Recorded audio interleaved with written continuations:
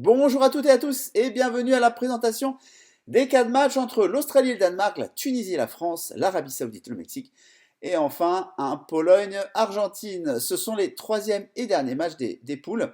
Alors l'équipe de France joue un peu pour du beurre, voilà, on va pas se cacher, c'est un peu le match des coiffeurs. Et y a-t-il des paris buteurs intéressants à prendre? C'est ce que nous allons voir ensemble d'ici à quelques instants. Au programme, analyse de ces matchs et propositions de paris sportifs. Sur ces mêmes matchs, bien sûr, si je vois des opportunités pour parier, et autant vous dire, j'en ai quelques-unes hein, pour aujourd'hui.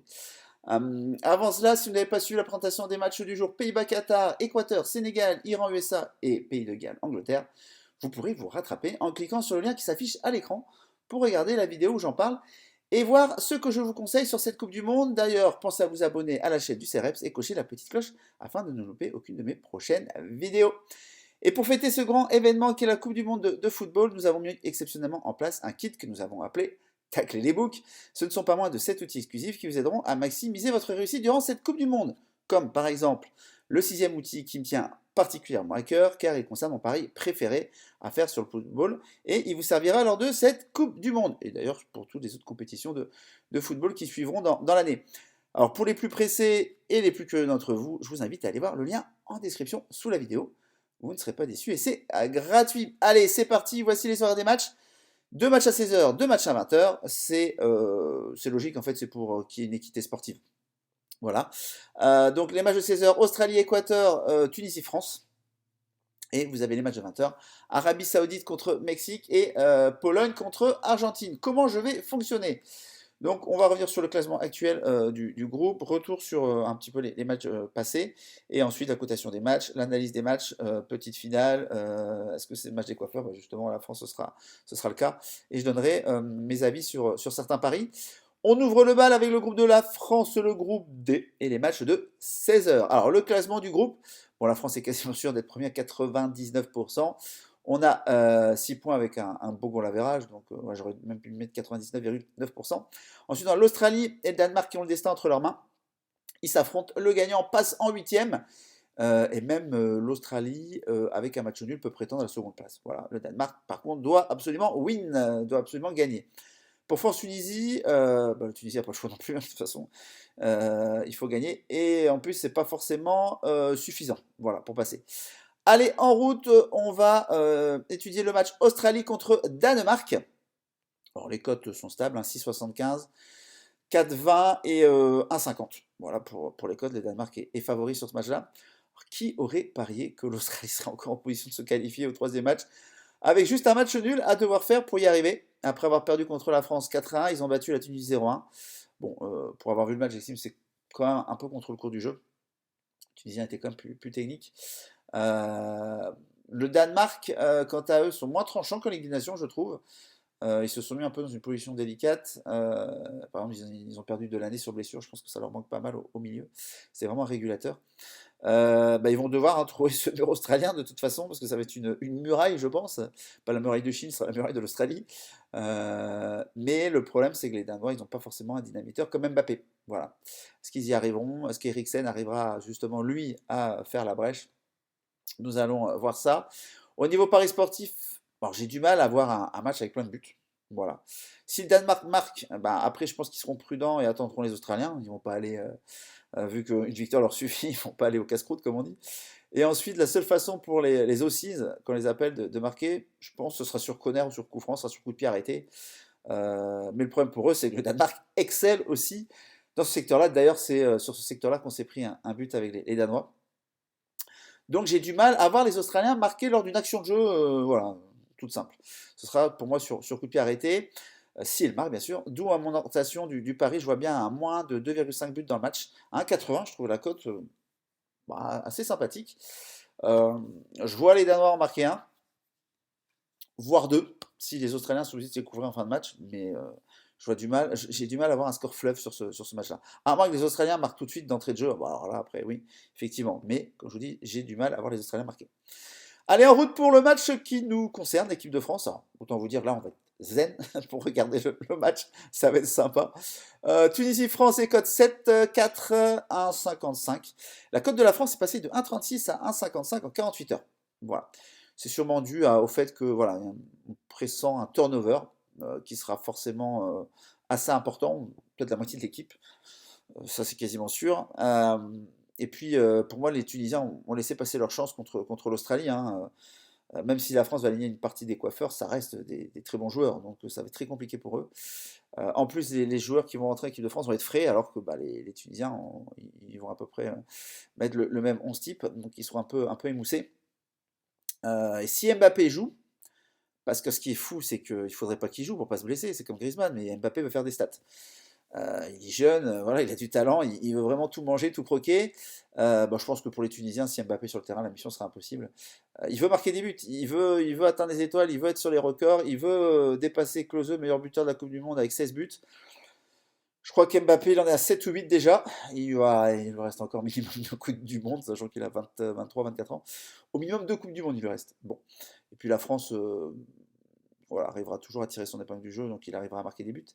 Ils ont fait un bon match contre le Danemark, les Tunisiens, mais je crois que j'avais dit dans la précédente année sur la Tunisie, ils ont marqué le pas physiquement à la 70e minute. Et j'ai bien peur que ça leur porte préjudice parce eux, il faut qu'ils marquent, donc ils vont attaquer, ils vont vraiment se dépenser. J'ai bien peur qu'ils piquent du nez et que la France marque en fin de match. Nous, on sera costaud physiquement. Comme je l'ai dit, si on a un rajout de joueurs frais. Alors moi je serais Dédé, je suis un sélectionneur parmi 65 millions de Français. Je ferai rentrer Mbappé à 30 minutes de la fin. Et alors là, je pense que ce sera un chien dans un jeu de qui, quoi. Parce que vu sa vitesse et vu l'état de fraîcheur des Tunisiens à ce moment-là, je pense qu'en 30 minutes, il pourrait marquer un doublé sur la fin. Voilà. En tout cas, moi, c'est ce que je ferai avec lui. Je laisserai, par exemple, Thuram ou Colomboigny bah, avoir une cape supplémentaire. Et voilà ce que je ferai. Donc, Paris que je prévois. Alors, Colomboigny, Thuram, une cote de 3,5 pour être buteur. Bon, ils n'ont pas forcément beaucoup de registres. Est-ce qu'ils vont avoir aussi des dégâts pour servir les ballons? Parce que je ne suis pas sûr comment il s'appelle, que Griezmann joue. Giroud jouera sûrement pas. Et qui va être au milieu pour les ballons? Guendouzi? Fofana? Bon, voilà, j'ai un doute. Il n'y aura pas Hernandez, parce que ce serait sûrement Kamavinga. Ils vont tenter Kamavinga sur le côté gauche de la défense, bon, si on veut. Par contre, un Mbappé, s'il est titulaire, à une cote de 2,1, j'ai vu, bah, c'est à tenter parce qu'il a déjà marqué aux 2 autres matchs et il veut marquer, je pense, à tous les matchs, il veut aller atteindre les records. Donc, et je pense qu'honnêtement, il fera la différence comme il a fait sur les Danois en 1 contre 1. Il est compliqué à arrêter. Donc voilà. En plus, si Grisou est titulaire, pour lui faire des caviars, le 2,1, il sera très très bon à prendre. Donc voilà. S'il ne voulait pas battre des records, il serait sur le banc, ce qui n'est pas le cas. Voilà, je pense qu'il a une discussion avec Deschamps. Alors, par contre, s'il se blesse, je ne vous raconte pas la polémique en France. On n'y est pas. Et on croise les doigts.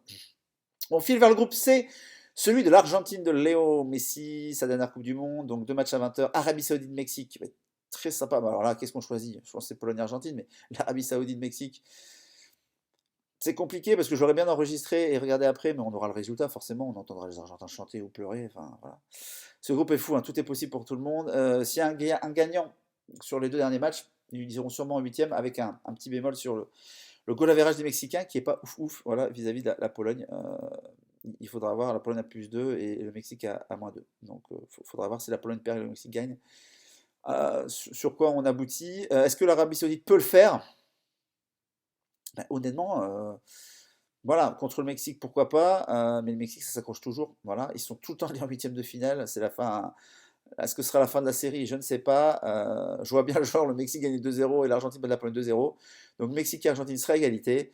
Et alors là, il sera à égalité sur tous les paramètres. Il faudrait aller au carton jaune, au carton rouge. Et s'ils sont à égalité, il faudrait faire un tirage au sort à la pièce. Ce serait dingue, mon Dieu. Ce serait vraiment dingue un scénario comme ça. Mais c'est possible, c'est pas impossible. Que dire de l'Arabie Saoudite? Ah oui, je vous ai oublié les cotes. 4,70, 4,20, 1,68 favori Mexique. Mais l'Arabie Saoudite, c'est fou parce qu'ils ont eu un penalty contre la Pologne. Merci Szczesny, hein, je pense que les Polonais vont aller mettre des cherches pour Szczesny de gagner un Polonais. Si l'Arabie Saoudite avait marqué, mais franchement, le match était totalement différent. Et je pense qu'ils ne le perdaient pas en fait.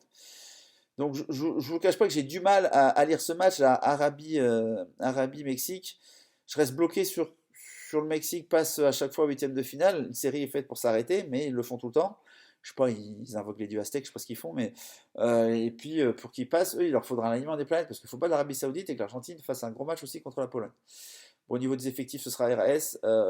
Mais honnêtement, sur ce match-là, je passe mon tour parce que j'ai vraiment du mal à avoir une lecture de ce qui peut se passer avec ces deux équipes-là. Enfin, le match qu'un peuple attend, c'est Argentine. L'Argentine-Pologne, cote assez stable. 8 pour les Polonais, 4-30 match nul, 1,47 la victoire de l'Argentine. Rien n'est fait hein, quand vous voyez la difficulté qu'a eu l'Argentine pour se défaire du Mexique. La Pologne, ça va être pareil, ils vont faire le même jeu parce que de toute façon, eux, un match nul, ça leur va bien, ils seront qualifiés. Mais ils ont vraiment la chance d'être en tête du groupe parce que contre l'Arabie Saoudite, ça a été très très compliqué. Et Szczęsny n'arrêtait pas le penalty. Hein. Bah, je pense qu'il ne gagnait pas le match, il avait de grandes chances de le perdre. Alors, je suis pas non plus l'entraîneur de l'Argentine, mais Scaloni, franchement, s'il pouvait faire rentrer, s'il pouvait mettre titulaire Enzo Fernandez, vous avez vu le but qu'il a marqué, et Julián Alvarez, qui se démène comme un diable, que j'en parlais à la dernière vidéo sur l'Argentine. Voilà, un petit bisou d'Enzo hein, qui a soulagé les Argentins. C'est Messi qui va le premier but, mais ils étaient quand même stressés. Enzo Fernandez, franchement, au Benfica, c'est un super joueur. Je vous le redis, je connais de River Plate. Les deux, ils se connaissent, c'est des amis, Enzo Fernandez et Julián Alvarez, qui jouent ensemble, qu'on leur laisse la jeunesse au pouvoir un peu. Et je pense que ça pourrait aider beaucoup l'Argentine, mais on verra bien. Et comme je dis, un match n'éliminerait personne, un match nul, pardon, mais c'est dangereux à jouer et conserver un match nul quand vous ne savez pas ce qui se passe dans l'autre match. Donc je pense que voilà, l'Argentine seront pris entre deux feux, deux tactiques, attaquer pour marquer plus vite et se mettre à l'abri sans se découvrir, parce que c'est pas non plus la sécurité sociale, la défense argentine, qui compliquerait leur tâche si la Pologne était amenée à ouvrir le score en premier. Donc sur ce match-là, je vois peu de buts dans ce match. En tout cas, moins de 4. Hein, voilà, il n'y a pas non plus des scores fleuves. Si, à part, il y a eu quoi? Il y a eu Cameroun, Serbie. Bon, Serbie domine le match 3-1, il y a 3-3, super. Avec un hors-jeu, mais bon, il y a pas sifflé hors-jeu, mais on avait l'impression à l'œil nu qu'il y avait hors-jeu. Donc voilà, j'imagine un pari là qui pourrait me plaire. C'est l'Argentine gagne, parce que je les vois quand même gagner, l'histoire serait belle. Enfin voilà, on pourrait écrire un film là-dessus. Je ne dis pas que l'Argentine gagne dans la Coupe du Monde, mais l'Argentine gagne et moins de 3,5 buts à 1,90 ou l'Argentine gagne et moins de 4,5 buts à 1,60. J'ai trouvé ça sur BetClick. Je trouve que c'est sympa.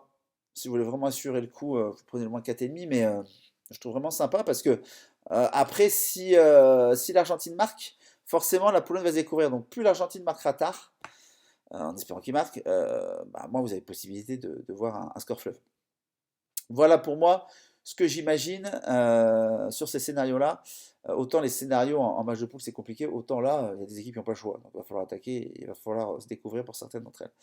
Voilà, donnez-moi votre avis, c'est à vous maintenant de travailler un peu. Quel pari allez-vous jouer? Si vous jouez des paris, voilà. Ou si vous attendez tranquillement avec vos paris long terme. Argumentez, voilà, ça fait plaisir de voir des visions différentes de la mienne sur ces 4 matchs-là. Et je lirai tout ça avec plaisir. Et je les commenterai. Petit rappel, vous avez le lien dans la description sous la vidéo pour obtenir gratuitement le kit spécial événement Coupe du Monde Tacler les Bookmakers. Où je rappelle, vous avez accès aux 7 outils exclusifs et gratuits développés par moi-même et le CEREPS. N'hésitez pas non plus à partager cette vidéo, voilà, si elle vous a plu, et à vous abonner à la chaîne du CEREPS. Et puis, ça mange pas de pain si vous pouvez mettre un petit j'aime. Pour ma part, je vous donne donc rendez-vous demain à 16h, hein, vous savez, hein, toujours pareil, pour la présentation des premiers troisième matchs de la compétition des groupes E et F. Voilà, donc on arrive aussi sur la fin sur ces groupes-là, et il y aura des petites choses à dire certainement. Allez, c'est terminé pour moi pour aujourd'hui. Je vous dis à très bientôt. Bonne journée à tous.